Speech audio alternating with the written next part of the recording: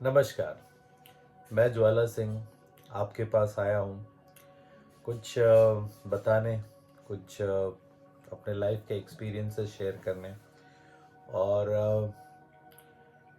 कुछ तरह की मैनुअल्स मैं बना रहा हूँ जिसमें बहुत सारे दूर दराज के बच्चे मुझे मैसेज करते हैं और वो जानना चाहते हैं कि उनको क्रिकेट में अगर आना है तो तरीका क्या है, किस तरीके से आप खेल सकते हो, क्या पहचान होनी चाहिए कि टैलेंट क्या है।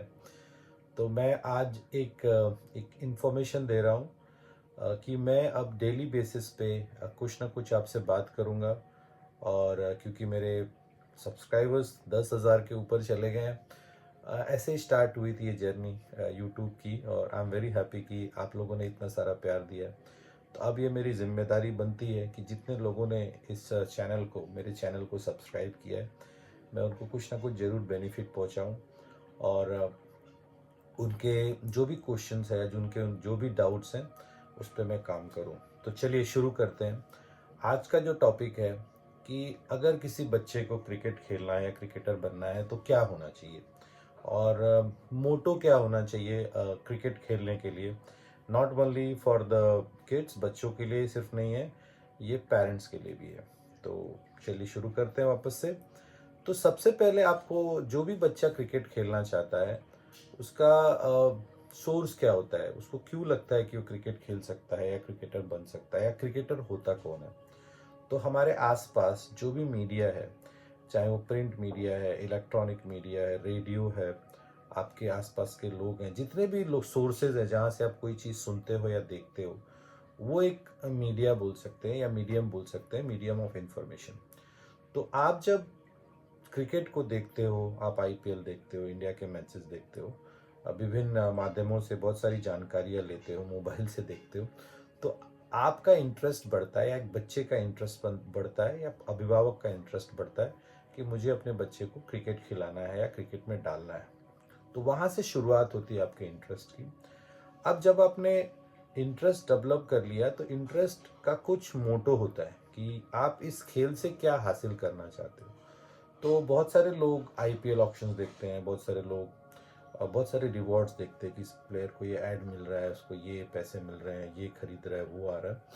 तो वो एक second part of the inspiration होता है कि चलो मैं भी क्रिकेट खेलूंगा तो मैं यहाँ पहुंच जाऊंगा। कुछ लोग ऐसे होते हैं जिनको क्रिकेट खेलना अच्छा लगता है, जिनको जुनून होता है, उनको रन बनाना, विकेट लेना, ग्राउंड पे जाना, मेहनत करना अच्छा लगता है। तो अलग अलग तरह के लोग होते हैं जो चाहते हैं कि उनको क्रिकेट में जाना है। तो मेरी जो राय है लोगों से कि क्यों क्रिकेट चुनना चाहिए, वो मेरी अपनी राय है कि आप कभी भी अगर कोई भी गेम खेलते हो, कोई भी स्पोर्ट खेलते हो, तो रिवॉर्ड्स के लिए मत खेलो, क्योंकि रिवॉर्ड जो होता है वो आखिरी में मिलता है। उसके पहले बहुत सारी चीज़ें होती हैं जिसको हम बोलते हैं प्रोसेस, डेली रूटीन, आपका लगातार मेहनत करना। मैं इस पे आऊँगा बाद में। तो अगर आपको क्रिकेट खेलना है तो सबसे ज़्यादा जो इम्पोर्टेंट पार्ट है वो होता है आपका खेल के प्रति जुनून, कि आप खेल को कितना एंजॉय करते हो, आपको खेल खेलना कितना अच्छा लगता है, आप खेल के साथ कितना ज़्यादा जस्टिफाई करते हो। तो जो लोग खेल के प्रति जुनून रखते हैं, जिनको खेल से लगाव होता है, वही ज़्यादा लंबे समय तक खेल को खेल पाते हैं। क्योंकि आपको पता नहीं आपकी जर्नी कितनी कठिन होने वाली है, क्योंकि इंडिया में 38 स्टेट्स क्रिकेट खेलते हैं और हर टीम, हर स्टेट की करीब 5 पुरुषों की टीम होती है और करीब under 15, under 19, under 23 and seniors 4 girls की यानी फीमेल्स की टीम होती है।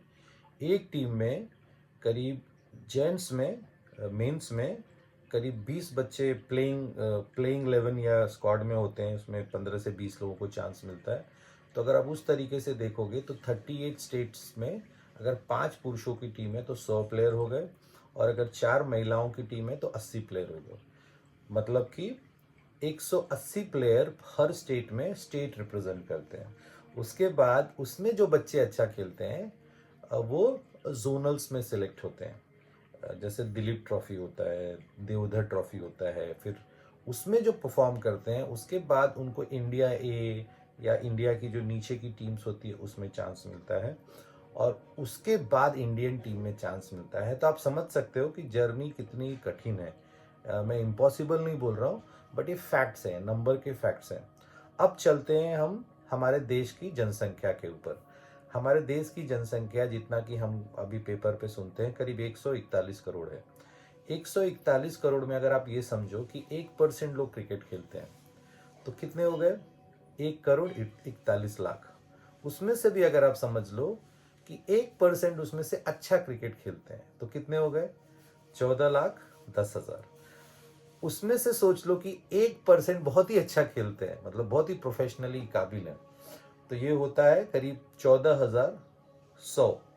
अब आप सोचो कि 38 स्टेट में 100 लोगों को मेन स्ट्रीम में खेलने का मौका मिल रहा है और करीब 80 लोगों को गर्ल्स टीम यानी कि फीमेल टीम में खेलने का मौका मिल रहा है।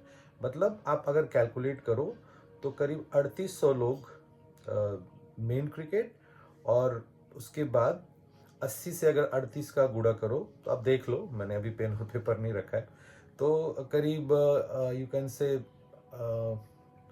3,800। आप कैलकुलेट कर लो, I don't have pen and paper right now, आप देख लेना। तो इतने लोगों को ही चांस मिलता है स्टेट क्रिकेट खेलने के लिए। इसके बाद जो आप आईपीएल देखते हो, इसके बाद आपको, आप समझो कि आईपीएल में कितने लोग खेलते हैं। तो आईपीएल में 10 टीमें हैं मेंस में और 5 टीमें हैं वुमेन्स में। 10 टीमों में आपको अगर आप देखोगे तो 25 लोग एक टीम में होते हैं, मतलब आपको 250 लोग आईपीएल खेलते हुए दिखेंगे हर साल। और गर्ल्स में अराउंड 125 फीमेल्स दिखेंगी, जो अभी वुमेन्स हो रहा है, वुमेन्स लीग हो रहा है। तो आउट ऑफ दीज नंबर्स उसमें से फिर से फिल्ट्रेशन होता है आईपीएल के लिए। ओके, तो उसके बाद आईपीएल के सबसे पहले तो आईपीएल के ऑक्शंस होते हैं, जिसमें भी काफ़ी फिल्ट्रेशन होता है। फिर उसके बाद ऑक्शन के लिए फिल्ट्रेशन होता है, और फिर उसके बाद आईपीएल के ऑक्शन में नाम जाता है। मैं उस पे एक भी वीडियो बनाऊंगा कि आईपीएल का सिलेक्शन कैसे होता है। सो आप सोच सकते हो कि इतनी बड़ी जनसंख्या में कितने लोगों को चांस मिल रहा है।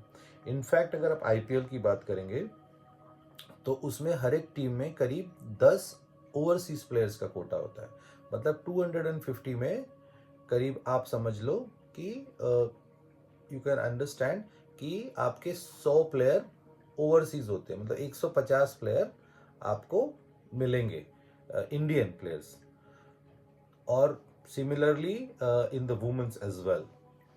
अब आते हैं इंडियन टीम पे। तो इतना फिल्ट्रेशन होने के बाद लोग आईपीएल खेलते हैं, और उसके बाद जो अच्छा खेलते हैं, उसमें भी अच्छा खेलते हैं, वो जाते हैं इंडियन टीम में।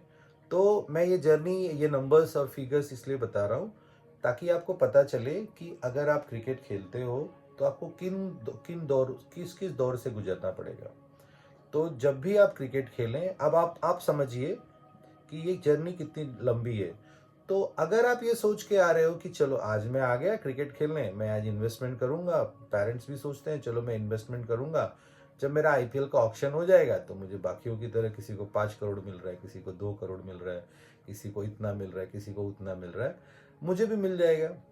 अब आप, जब मैंने आपको फैक्ट्स दे दिए, अब आप सोचिए कि ये इतना स्मूथ है क्या कि आज आप इन्वेस्ट करोगे और कल रिटर्न्स मिलेंगे।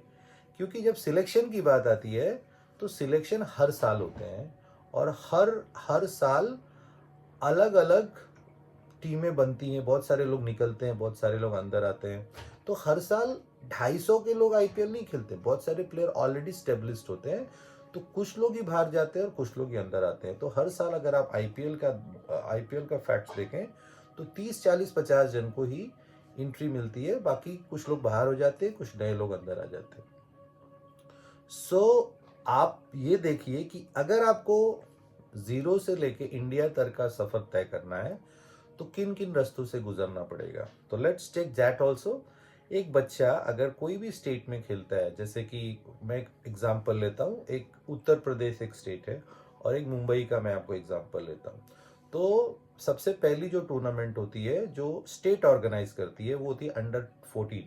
अंडर 14 बीसीसीआई इंडिया लेवल पे ऑर्गेनाइज नहीं करता, ये जोनल लेवल पे होता है, जैसे कि east zone, south zone, like that. तो पहली जो टूर्नामेंट होती है बीसीसीआई की होती है अंडर 14 की।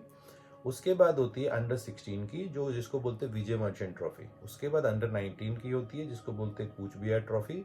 उसके बाद होती है सीके नायडू ट्रॉफी। उसके बाद होती है रणजी ट्रॉफी। तो आप समझ सकते हो कि 5 डिफरेंट एज ग्रुप्स के टूर्नामेंट होते हैं, जिसमें बच्चे सिलेक्ट होते हैं, रिजेक्ट होते हैं हर साल। अमूमन जो एज ग्रुप टूर्नामेंट होते हैं उसमें तो टीमें ऑलमोस्ट नई बनती हैं, कुछ जो पुराने एज के बच्चे रह जाते हैं उनकी बनती है।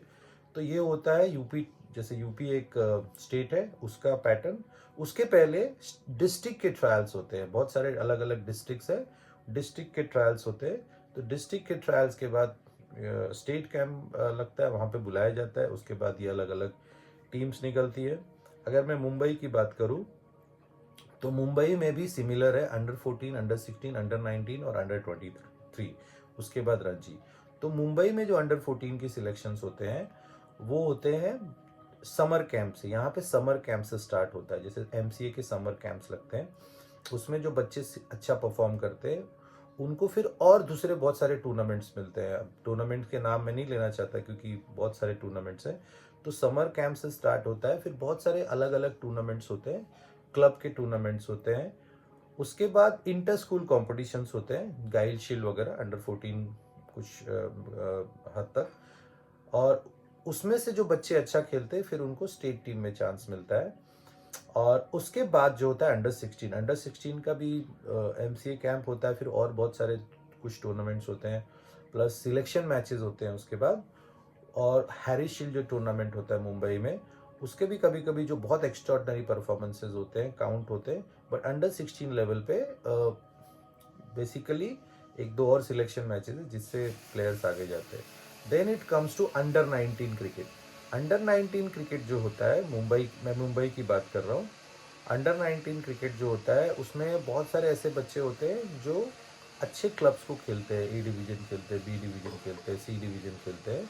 तो उसमें जो बच्चे परफॉर्म करते हैं उनको भी कंसीडर किया जाता है। साथ ही साथ मुंबई में बहुत सारे जैसे एमसीए के सिलेक्शंस होते हैं, उसके परफॉर्मेंस को के बाद एक सिलेक्शन मैच होता है, उसके बाद सिलेक्ट होते हैं। तो आपको मैंने दो स्टेट का एग्जांपल दिया, मैंने इसलिए दिया दो स्टेट क्योंकि एक स्टेट है और दूसरा सिटी है। इंडिया में दो तरह की टीम्स हैं। एक स्टेट की टीम होती है जो बड़े स्टेट है, जैसे UP, Bihar, you can say Rajasthan, मध्य प्रदेश, वहाँ पे district and then the state trials. और सिटी जैसे मुंबई है, हैदराबाद है, उसके बाद आपका यू कैन से दिल्ली है, फिर बड़ौदा है। ऐसे कुछ सिटी की टीम्स हैं। विदर्भा, विदर्भा नागपुर में होता है लेकिन दो तीन डिस्ट्रिक्ट्स आते हैं उसके अंडर में। तो मैं आपको इसलिए ये सारी चीज़ें बता रहा था कि आप अपनी जर्नी देखिए कि आप कहाँ से कहाँ आओगे।